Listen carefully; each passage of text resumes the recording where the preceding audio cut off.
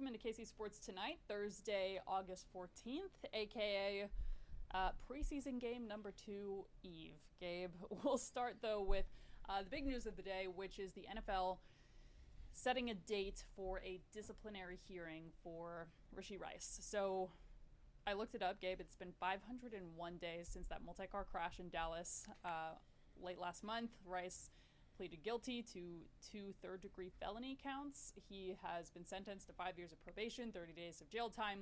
But this is the first time that we've now heard from the NFL in terms of moving forward in its disciplinary process. Gabe, I know you've done a lot of research today and kind of setting up some context. So wondering if you can just kind of roll through your findings a little bit and provide some necessary context to this entire situation. Yeah, so Dan Graziano of ESPN pointed out the, I guess, precedent we have. It's not apples to apples because we have one example, so it's not like we have a large data set of how the league has handled this in this particular way, and it's also for a completely different alleged crime or personal conduct policy violation. So you're talking about the judge, Sue L. Robinson? Yes. So Sue L. Robinson is the judge. She has, for lack of a better way of saying it, judged one case.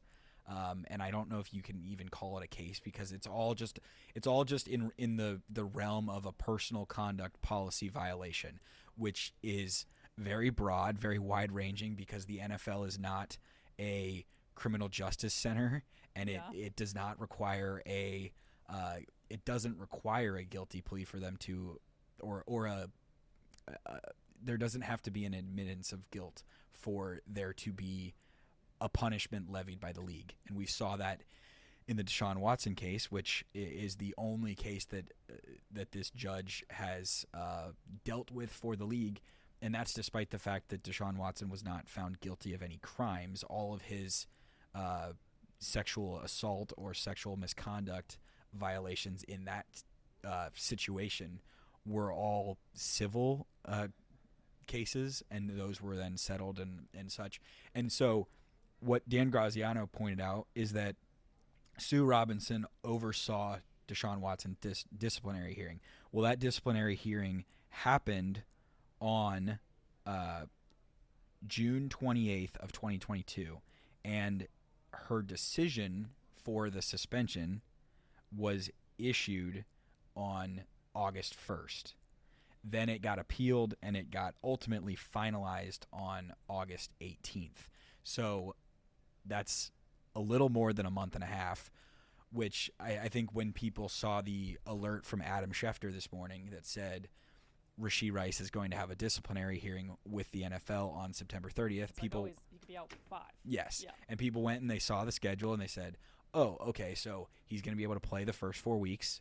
That is what we're presuming, because there is a mechanism in which the league could ultimately just settle it before doing that. If Rashee Rice and the NFLPA and the NFL come to an agreement, that could happen. It's not necessarily the likeliest outcome, but it's on the table.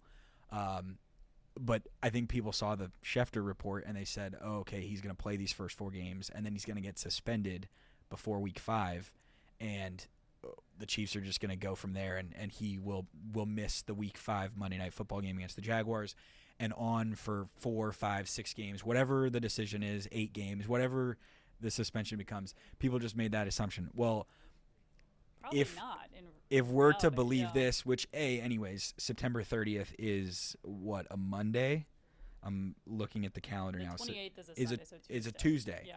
So I live by NFL dates. Yes, there you go. You know one date, and so you know what the other days of the week are. September 30th is a Tuesday. If that meeting is happening in New York on a Tuesday, even if a decision is expedited, you're looking at less than a week from the case hearing to the next Chiefs game. And Rice that Monday can night. appeal that, correct? And the NFL can appeal it. And the NFLPA oftentimes is incentivized to appeal it just on behalf of wanting to stand up for the player, wanting to stand up for its – I mean, you got to think of if you are not playing, you're also not making the game checks and those types of things. And so That's a long way of putting that the idea that he is just going to be suspended in October of this season, essentially, if we're just getting a 4-game suspension, that is probably not the likeliest outcome. And so, yes, we have had the legal proceedings cleared up as of July, but the football implications of what Rashee Rice's punishment will be at his place of work still remain to be seen. And even with the way that they remain to be seen and the way that the NFL's personal conduct policy gets adjudicated, it still remains, as we said in July, when we said, what do you think about the suspension date? What does NFL history of suspensions and guys who have had violations of the personal conduct policy for car-related incidents, all of those types of things, what does that make us think? It's a long way of saying we still don't know. Yeah. And anyone claiming to absolutely definitively know what's going to happen is probably guessing or just saying that. Yeah, it's two-pronged, right? Because it's, one, how long will the potential suspension be, and then two, when will it kick in?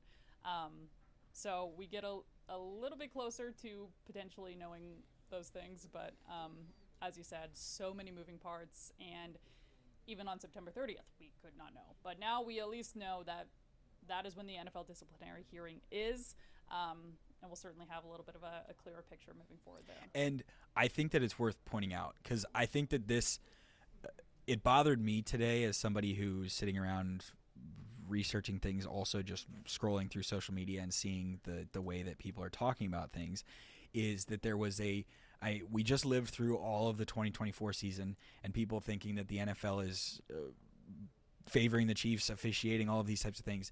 And we can say all of the things about how dumb those arguments were, how nonsensical those arguments were. Yeah. And today, this news comes out and people say, oh, it's because the NFL doesn't want Rashee Rice to miss the game in Brazil. They don't want him to miss a Super Bowl rematch against the Eagles. They don't want him to miss a game against the Baltimore Ravens that figures to be one of the most influential in the AFC Championship game. Yeah. Oh, the Chiefs they're really not getting penalized at all for this. That idea I find to be offensive, and also with the way that Graziano reported it of, hey, September 30th is the first day that Sue Robinson's schedule is open. Sounds like she's a very busy woman. That's not the way that reality is shaped. And if you just look at the Chiefs' schedule from an objective standpoint, even if what we just said about when the suspension is levied is wrong, and they have the September 30th hearing, and they come to a decision that week, and Rashee Rice's first game missed is Week 5, and the NFLPA is like, you know what, we're not gonna appeal. That's what he deserves, and he's accepting it just like he accepted the plea in Dallas. Week 5 is a road primetime game against the Jaguars. Week 6 is a home primetime game against the team that had the best record in the NFC last season. Week 7 is against a divisional rival.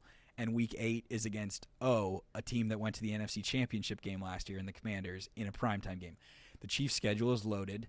They've finished in first place 9 straight years. There's nowhere for them to hide, and there's nowhere that the Chiefs are just like, you know what, this would be really convenient. Yeah. If anything, having him play to start the season and then pulling him out of the lineup and saying, oh, you're not going to play now, and then reinserting him into the lineup later in the season, if we saw anything from the Chiefs last season of who's who and who's in the lineup this week and who's not from the wide receiver core, that matters greatly. So I would think that going in and out of the lineup, if anything, yes, that is a punishment for the Chiefs. And I just think that it's ridiculous to believe that the NFL is somehow looking out for the Chiefs. Well, and I'll add this. The later you get into the season, the more likely it becomes that this flows over to the postseason. Yeah. Right? So really, honestly, I think you would quote-unquote want this to happen earlier, to where you could be playing your best football and have answers going into the postseason, and that you have Rice in the postseason. But again, a lot to be answered from here. But This is the first time, again, 501 days ago, that the NFL has solidly moved forward instead of for a while it was, well, we're waiting for the legal process to play out, and then last month it did, and then still silence from the NFL. So we at least have a quote-unquote kind of answer, or at least a date to look at moving forward. Okay, let's talk about anything other than this legal issue and the NFL issue. Preseason game number 2 tomorrow night. A couple things. The preseason game number 1, you at least had, Mahomes is going to play at least a little bit. It's the first time we're seeing this team on the field. Preseason game number 3 is going to be at Arrowhead, so you have the team at Arrowhead for the first time. Gabe, preseason game number 2 is on the road. It's in Seattle. It's a 9 p.m. kick, and there's a 95% chance Mahomes won't play at all. So I think you're being light with that percentage. Yeah, make it 99. Just because Andy Reid said probably, which is Andy Reid speak. Andy Reid said he was going to get a full quarter in week 1, so use that as a kind of well, scale. I thought it was funny the way that Andy Reid said this week because if we're talking about, and I joked on the show last week about the KCTV fact check series and bringing it to the sports department here because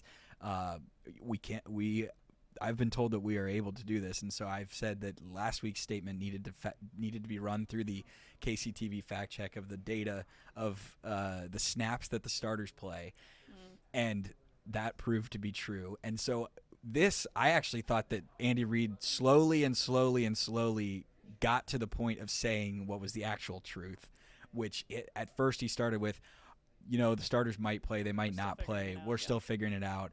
And then he said, well, some of them might play, but Patrick, there's probably a decent chance he's not going to do much. And then he by the end of it, he was just like, yeah, the other 3 are going to play a lot.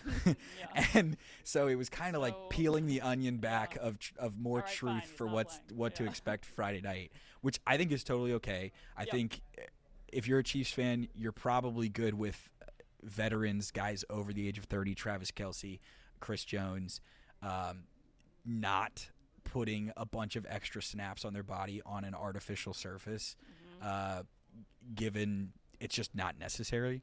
And you got through the first game in the preseason without losing anyone of major significance. Obviously, the Deion Bush news is pretty big for special teams and such, and that's on a field in Arizona that we know its history of not being the greatest surface. So I think that there's a mix of a little bit of, hey, let's not play vets on artificial surfaces for no reason. From this? And also the third preseason game is at Arrowhead. If we're gonna play our guys for a preseason game, like let's do it in front of the home fans. Yeah. And even that, I don't know if that will happen or not. So we'll see. But Friday's probably a big night if you're family members of Gardner Minshew, Bailey Zappi, and Chris Oladokin. And otherwise, if you're watching for young players, which Andy Reid pointed out. And so I think the single biggest thing to watch on Friday night is whether Josh Simmons and Kingsley Suamataia play, because given what we learned about like the lack of preseason snaps for Kingsley last year and what it meant, I just think that and what we saw from Kingsley in Arizona not being like the greatest thing of all time, and the competition on the left side of the offensive line, I just think that that's probably the most intriguing thing is whether they play, how much they play, and going from there. Got a couple more minutes, so we're going to move on to 2 quick topics. First of all, Royals and Current on KCTV5 this weekend. Should be a fun one. Current are Saturday at 3 o'clock against their number 1. They're playing the number 2 Pride, so it should be a really good match. Current, by the way, 12 points above the Pride for first place, and I think have been at the top of the table for 11 or 12 straight weeks. But we're going to start with the Royals, who kick off a 3-game series against the White Sox tomorrow. Sunday's game is on KCTV5 at 1:10. Gabe, I'm curious your thoughts because I know Mark's thoughts on this. Right now, the Royals have a 6.9% chance to make the playoffs, according to Fangraphs, which a week from this past Sunday, last year, a year from this last Sunday, the Tigers had a 0.2% chance, so could certainly be worse, and ended up obviously making the playoffs. They're 4 games back from the final wild card bid. Gabe, have you given up hope yet, or do you think there's still a chance? I know haven't there's given up technically a hope, statistical but chance. I'm also not, like, the hope isn't, I'm not, like, riding and dying with believing that this They're is gonna going really to happen. yeah. I, if anything, have settled on the sad but accepted fact that they're probably going to finish like 81-81, and we're going to look back and be like, wow, well, the first half of the season they pitched super well and they couldn't hit. The second half of the season they hit really well and the starting pitching regressed a little bit, and now they're mixing and matching and all these kinds of things. Like, yeah, they're 8th most runs scored since the All-Star break in the MLB. Like, the offense has actually not been as big of a problem. Yesterday you lose because Seth Lugo, who's been really good until he signed his extension, which is concerning in a little bit of a way, gives up 5 runs in the first, including a grand slam to a guy that the Nationals turned around today and DFA'd, which I don't know if a lot of people realize, but I was like, that's quite a sad way to go out from a job if you're Nathaniel Lowe. So, yeah, my hopes are not very high, but the schedule is so bad throughout the back half of the season that you would, at the very least, I think that's going to infuriate Royals fans the most, is I think that the schedule is not hard enough for them to just like fall apart. So they're going to be in the conversation, which last week when I was talking to Mark about this on Friday. Oh, so you got Mark's take too. Yes, and I was critical of I was critical of Mark's like complete dismissal of it, the fact that the Royals are more competitive now, even in this season, more competitive than they've been in nearly any season aside from 14, 15, 13, and last year. 106 last season. Yeah, exactly. Like, we're not far removed from the worst season in franchise history. Yeah. All of those things to say, like, I said it on Friday when they were 4 games back, and they are still currently 4 games back, that they would finish closer to the wild card in terms of games back of the final spot than they currently are.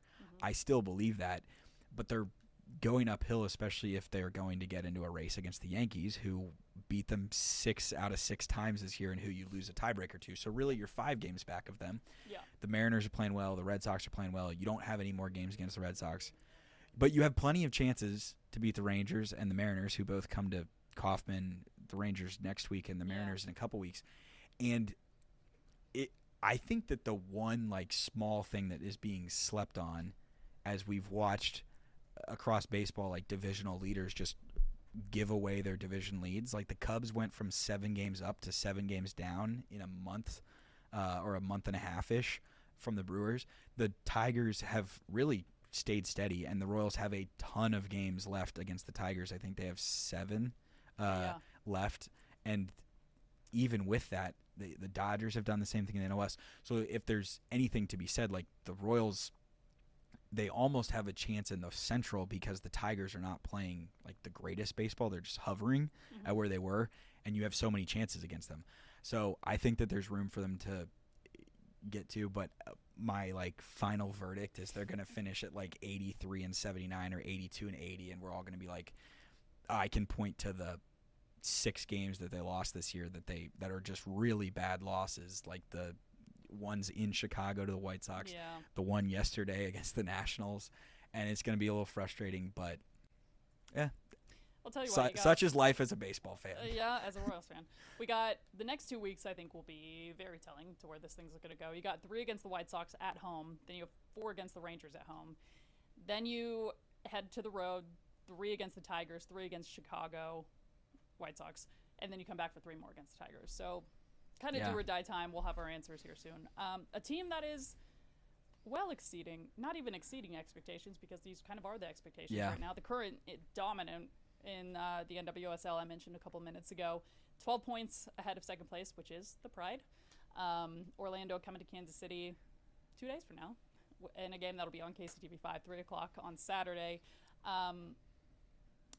Gabe, this has been like kind of a runaway. What do you think the current odds are of continuing this thing? And, unfortunately, they didn't make the final, the championship. The year was in Kansas City. This week it's, I believe, out in California.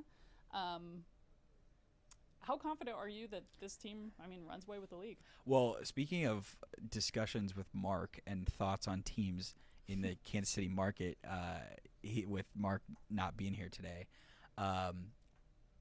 we had this conversation last week when Ali Sentner got added to the current about where. Just how, that's a former number 1 overall pick in the NWSL, so it's a really good player. It's a player who was nearly Rookie of the Year last season, and was very close, or at least nominated for the award. And it's almost as if, I think that the interesting thing for the current is that, as you mentioned, with expectations and not necessarily just exceeding them, but just doing what people expect, which is winning a ton of matches. The current, the dichotomy of Royals fandom, where it's if we're just in contention, it's nice. They don't always do it. They're, if anything, odds are stacked against them because of the way that MLB sets up and smaller markets and such. The Chiefs, the NFL, there's plenty of parity because of the salary cap, and you can go from worst to first in a year and whatever. But the Chiefs are so well set up just because of coach, quarterback, general manager, all those kinds of things. The current, in their realm, yes, there's a salary cap. Yes, there are budgetary restrictions. But if there's anything that we've learned, and I know you've sat down with them and the ownership, the Longs, there's a commitment and an investment in terms of facilities, in terms of player acquisition, and just this, the Ali Sentner stuff is such a perfect encapsulation of where this organization is at. Of they're already winning, and yet they're just going to add to the roster, make themselves better as a, hey, this is a championship push type of move to go over the top and get even better. And where I almost feel the NWSL has existed for a while, it's getting so much more popular at this point, but the current has a chance to really step into the limelight, I guess, as one of the premier franchises in the league. And that's top down, how they work, how they treat their players, the investment in all of it. And I think that move, we haven't seen her play on the pitch yet because they've been on this such extended break, but you add her to a roster that has a Ballon d'Or nominee, and just players who are on women's national teams all over the place for different countries. I almost feel like I'm not generally a championship or bust, one of those type of people who wants to throw those types of things around. But we've seen the current play so well for so long that I almost feel you're it's when are they going to win the whole thing? And this is as perfect of a year as any to do that. I don't know if you feel the same way about it, but yeah. Yeah, I actually did an interview for a investigative TV Plus, which will actually be on KCTV5 sometime soon. And this was my exact point, which is that the Longs have invested in this team. We know about the first purpose-built stadium built for women, and the world's best players want to be here, and they are. Take Tema. I'm with you. I'm with championship or bust. It's at PayPal Park, by the way. I looked that up this year. So certainly the team to beat. They're on their way. If they win Saturday, they will tie their own NWSL record for the longest win streak in the league. It's going to be a hot one. Saturday afternoon. So watch on KCTV5. It'll be another sold-out one. This is the regular season game of the year. But yeah, lots to look forward to this weekend, and lots to look forward to on KCTV5. Again, Current and Pride, 3 o'clock on Saturday. Royals and White Sox amid the postseason chase. Sunday at 1:10, also on KCTV5. So we will see you there. We'll see you back here for KC Sports tonight. Same time, same place tomorrow. Thanks so much for watching.